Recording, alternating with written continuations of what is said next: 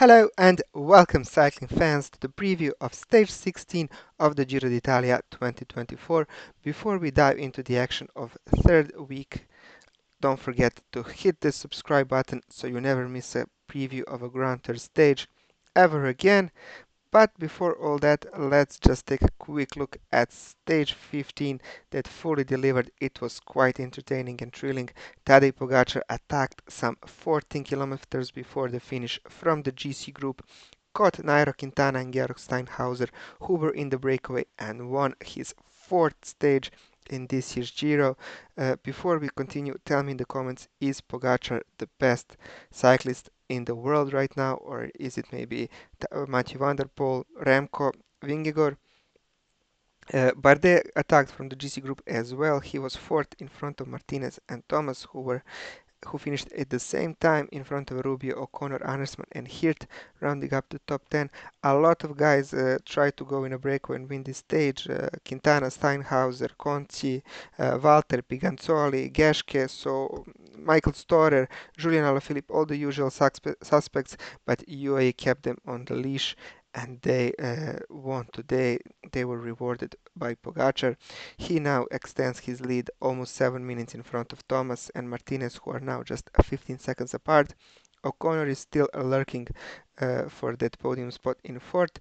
Tiberi just 19 seconds in front of Arensman for the fifth place and the white jersey for the young classification. Bardet is now seventh in front of Zana, Rubio, and Hirt. In the points classifications, there were no much change as this was a mountain stage, but in the KOM, Pogačar now extends his lead almost 100 points in front of Geschke, and I don't see Pogačar losing that jersey.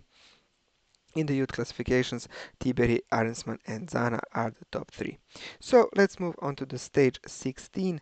On Tuesday, starting from the finishing town of today's stage, Livigno, we have a couple of uncategorized climbs in the beginning, then a long descent, and then the first categorized climb of the day, Famous Umbrail Pass, because this climb leads us into Switzerland, 16.7 kilometers at 7.1%. For sure the break of the day will form here. I expect a lot of usual suspects from today's stage, but also some new faces to try and go, because stage 16 looks like a day for the breakaway.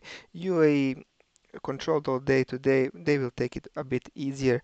The race is now in their pocket. Pogačar has Tour de France in the back of his mind for sure, all Giro long, but now it's time to conserve your energy and think about the Tour de France in July. Then we downhill through Switzerland, some downhill section in the middle.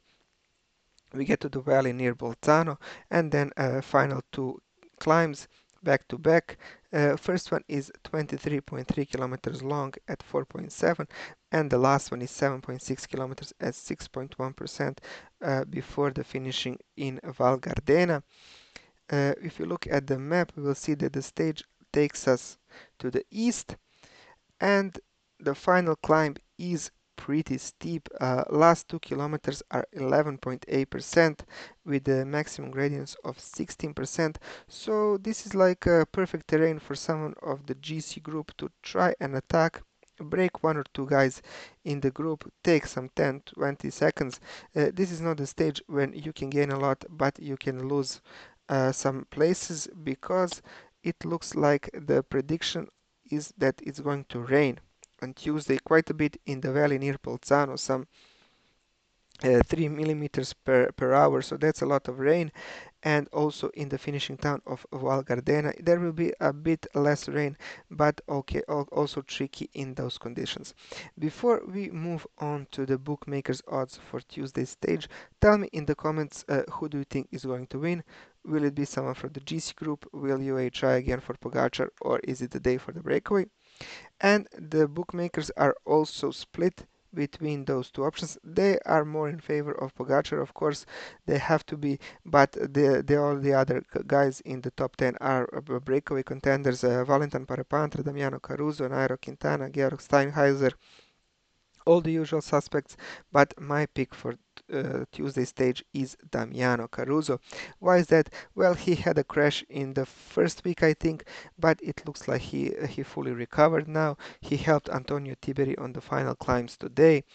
And I know that Damiano Caruso is a great rider, especially in Italy. He's going to try his best to win this stage. Bahrain don't have the stage win in this year's Giro, and I think he is their best option.